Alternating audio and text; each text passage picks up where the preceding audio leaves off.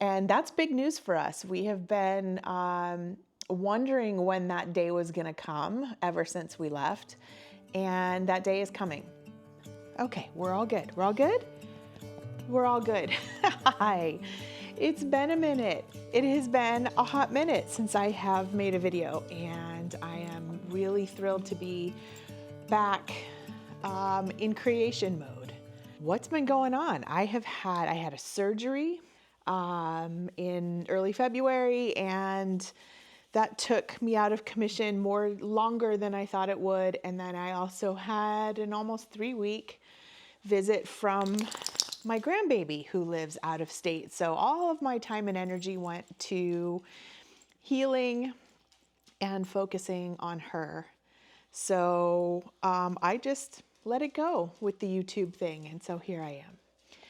Welcome back to my channel. If you've been here before, if you haven't, welcome, welcome. If it's your first time, I am currently at my sister-in-law's house, my sister and brother-in-law's house, doing a little bit of dog sitting while they are traveling. And so you're gonna have the pups with me today. And this is Penny. Say hi, Penny. Hi, Penny. What? Hi, Penny. Anyway, and Charlie is milling about. Not quite the jumper that Penny is, but you may see him too. So oh, you're going to hear him for sure.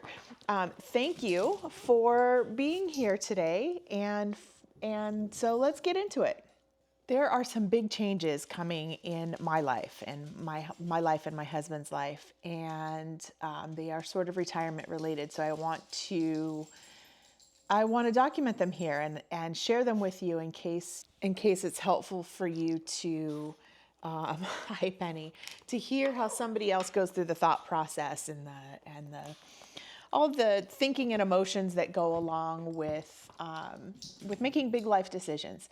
So getting right to it, what we have in the works is that when we retired, which was 5 years ago now, we didn't sell our home. We didn't stay in our home.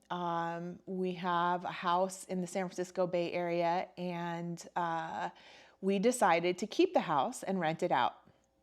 And we did this in part because the mortgage was way too big to pay off.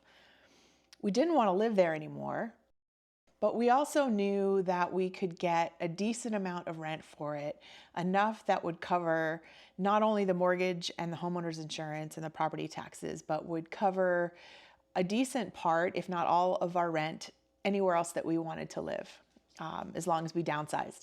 So we left our house 5 years ago in the hands of some renters and took off on our great adventure. Flash forward 5 years, we've had 2 different renters, and we are now at the point where we want to set down roots where we have landed. We were in Mexico for a few years. Now we're in the Pacific Northwest, just outside of Seattle.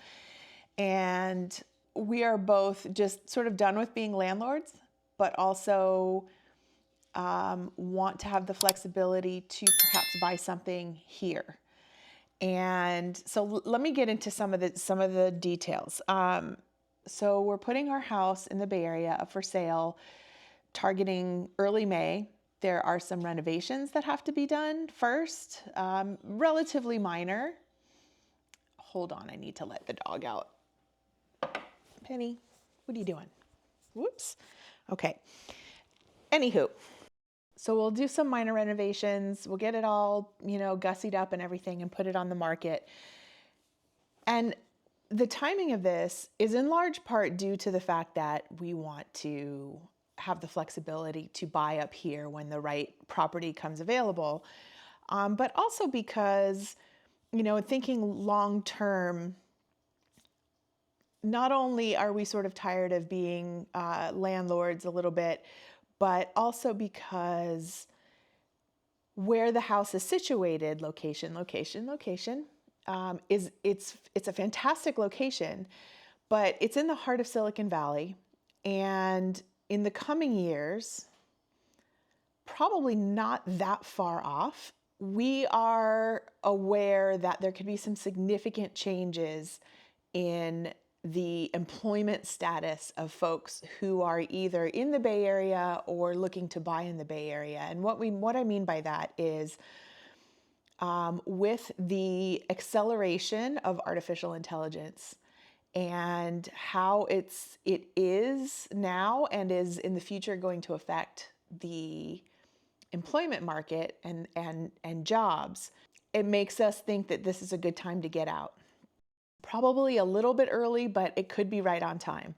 And if you think that sounds like, a bunch of futuristic hooey, there has already been a number of companies, I think most notably the CEO of Salesforce, Mark Benioff, who has announced that they will no longer be hiring engineers, mostly because they have AI that is going to write all their code for them.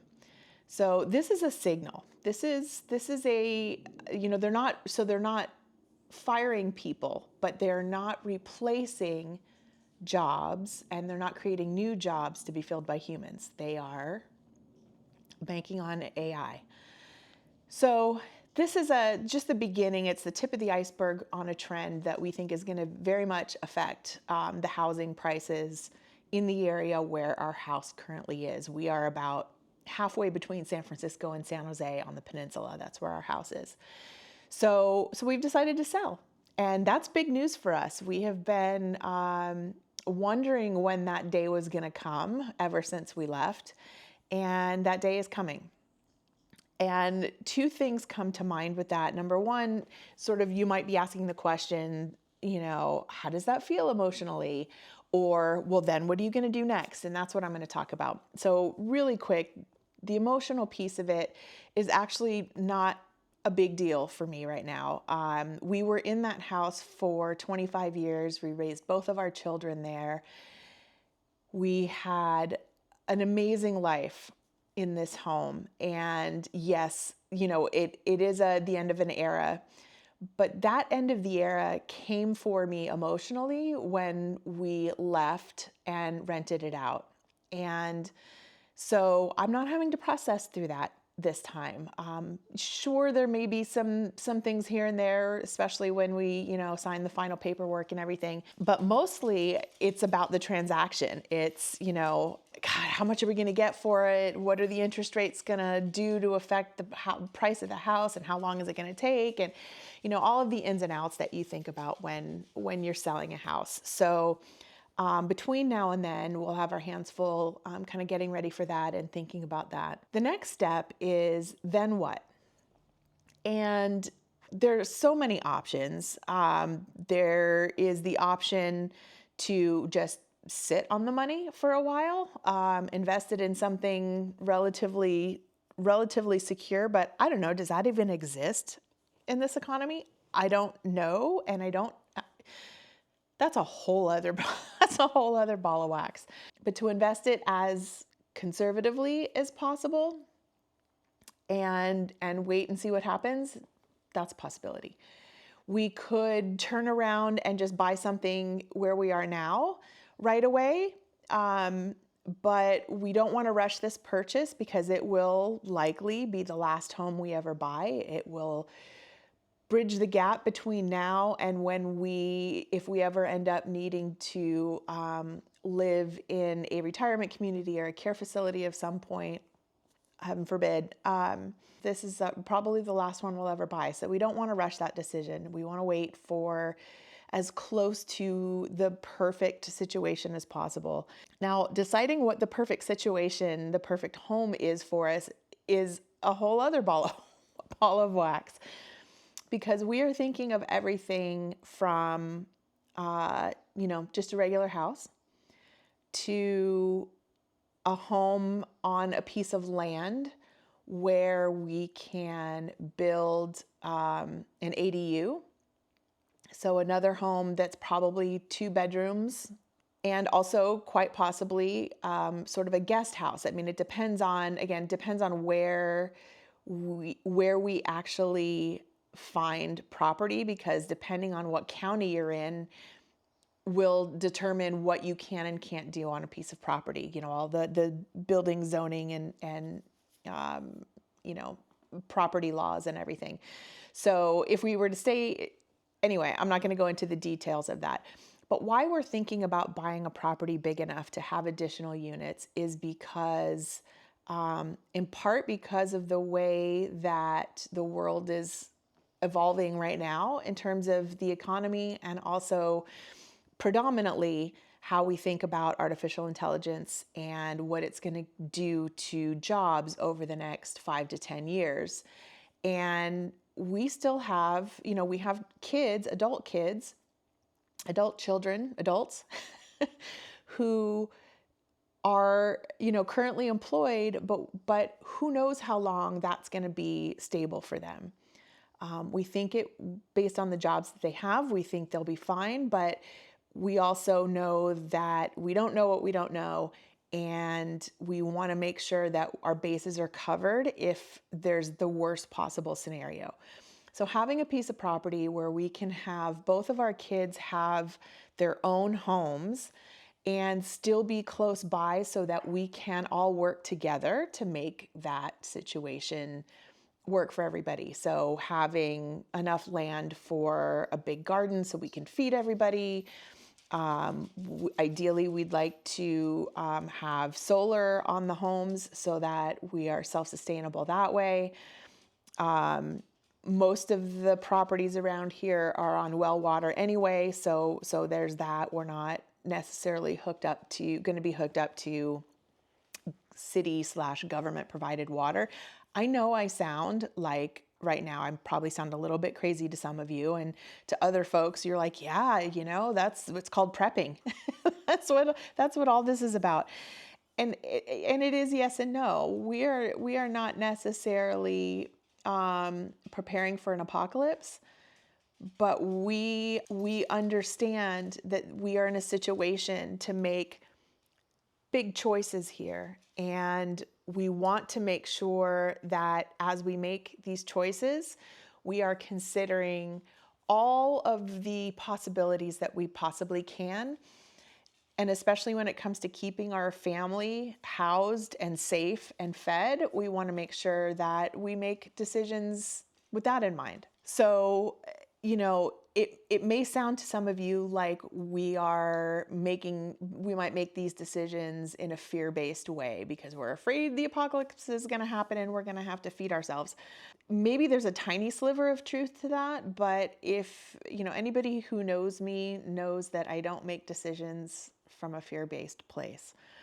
I'm actually thinking about this in terms of abundance and simplification a little bit. The kind of life I'm describing isn't necessarily easy. There's a lot of hard work involved, but it is a very simple life.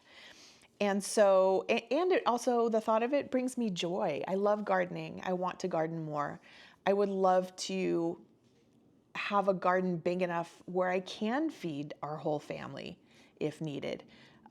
And if not, if I have more food than we need, then we can barter it for other things, or we can donate it to food banks. And I'm not worried about having too much food. I also want to learn how to do things like canning and pickling and how to optimize all the food you've grown and keeping it as long as possible, keeping it fresh as long as possible. So I'm looking into homesteading. I'm looking into sustainable gardening. I'm looking into what's called permaculture, which isn't about farming or food gardening necessarily. It is about taking the land that you have and making it as healthy for Mother Earth as possible. And I'm really looking forward to that. So, there may be chickens in our future. There may be, who knows? But getting back to the home decision, so we can either sit on the money for a while and see what happens. We can find a property that we want to buy and start living there and getting it ready for the larger family coming to live on that property as well, which, by the way, both of our sons are absolutely fine with that. They kind of love the idea. So there's that. And then the other option is that we find a piece of property that we can rent out again. Now that doesn't solve our, we're tired of being landlords issue. But what that does do for us is, since we're selling a rental property, if we buy another property within 45 days, I think, or we identify it within 45 days of the sale, and we rent that out, then it's what's called a 1031 exchange. And that is where then you don't have to pay the taxes on the gain from what you sold, as long as you turn it into another rental property. So that's a possibility as well. That just sort of pushes off our need to pay what could be a pretty huge tax bill after we sell this house that we could postpone in terms of paying taxes on it. The money that we save in taxes in that scenario could afford us to buy a bigger property here and pay the taxes at a later date. So that's another option. I don't know what we're going to do.